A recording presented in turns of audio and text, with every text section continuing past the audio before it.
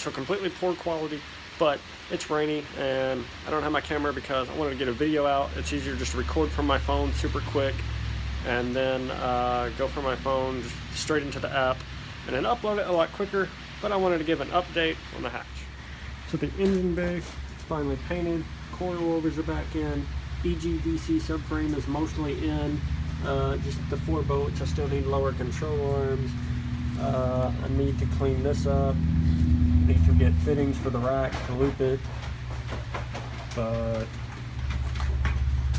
I'm going to get an S2K master cylinder. Wire tuck is done. The mounts are all cut off except for that one. So the engine bay portion's pretty much done, but so yeah, yesterday was a pretty awesome day. So my engine for this car showed up, and then my B16 is also complete. I got that message as I was unloading it.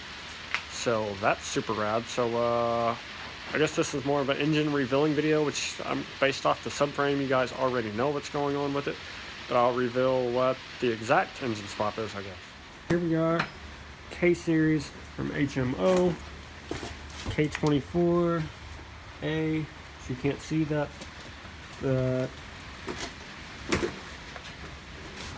show you real quick. Old cap's definitely on there good. Okay, I can't get it off with one hand right now, but it is a 3-lobe TSX motor. So, yeah. Basically what I'm going to do today is just start pulling the stuff I don't need. I'm on lunch break, and then I'm going to work on a little bit after lunch. But, I do want to go ahead and pull the post mount bracket that I'm not going to use because I need the CRV bracket, and then clean up some of the other crap on the side of the engine I don't need. It has a whole lot of stuff that's not needed, that's just in the way, and it looks bad. I just threw them in my spare parts bin, but since this car still had a harness, or this engine still had a harness when it was cut, I took that off, and then I'm keeping this hose that came off the intake to the brake booster setup, just so I know what diameter it is later on. But if I order a Wireworks harness and I don't have the clips or something, and I end up needing these clips, I just want to keep them just for that, just in case. It's a safe measure. But just taking that off, I mean, helps quite a bit. This line I'll probably end up shortening, but since it'll be going to a RBC, I will still run it, but it'll probably be cut like way down here. But I'm just getting ready to pull the intake off of it, and then I'll start on some crap over here. I'm just trying to get everything cleaned up that's not needed. So yeah, intake's off, throttle body's off, remove some of the harness. Still got to remove the post mount, figure out if I'm going to even run this alternator or water pump housing.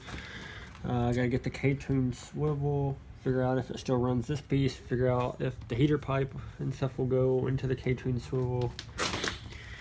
And then maybe switch out this housing to one that don't have all the extra bull crap that's not needed. So that's pretty much all I got done with the K24 as of today. And I did get in the first bit of swap parts. Since this video was shorter, I am going to go ahead and show you guys those swap parts just because. So Ktuned. What's from Ktuned? The valve cover breather filter, which is pretty nice, pretty rad. Comes in a clear package, and then the badge for it doesn't come on it, which is actually really cool because it gives you the option whether you want it on there or not. There's a lot of different brands. I went with Ktuned just because I was on JHP USA. It popped up under the like suggested items or whatever. It'll work. It wasn't super expensive, so it's just a basic red filter. And then you can put, it's got a really big hole though, because the crank, it's not like the ones you get at AutoZone with the little tiny ones like I have on my EM1 with the B series valve cover. So I actually need probably another one of those if it'll clear to run on the remote idle air control for the Skunk 2 intake on the EM1. If I keep that intake, I don't know yet. But then you get this little badge emblem thing. It is like a hard, flexible material, and you put it on there. I don't know if I'm going to or not. It's like, I'm not trying to like support Ktuned, like, I mean, nothing against Ktuned or anything, but I'm not like repping, like I'm not just going to use a bunch of Ktuned parts. I have several other parts. All these are out of pocket. I'm not like sponsored by anybody or anything. But so I picked up that, and so that came in the same day that my engine came in, and then I got the call about the B16. And I also picked up the fuel rail, which is already out of the box, but I went with the Karcepts engraved fuel rail. You can get these in brushed, laser engraved, and then just the etched. I got the black etched one, so it's just solid black. They etch it first, and then they do the powder coating.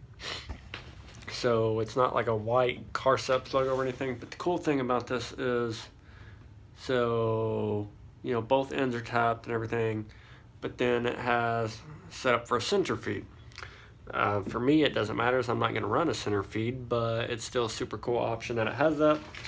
And so the Ktuned, if you order the Ktuned fuel rail, you have the option of like all the different color options. There's a lot more. I almost got the Ktuned one, but it's more expensive, and then it's a little more to get the fittings. The Karcept one automatically comes with the fittings, and it's cheaper. Karcepts has been pretty proven, so if you can deal with the black fuel rail, black goes with everything if you don't want anything fancy, or get the brush one and have it powder coated.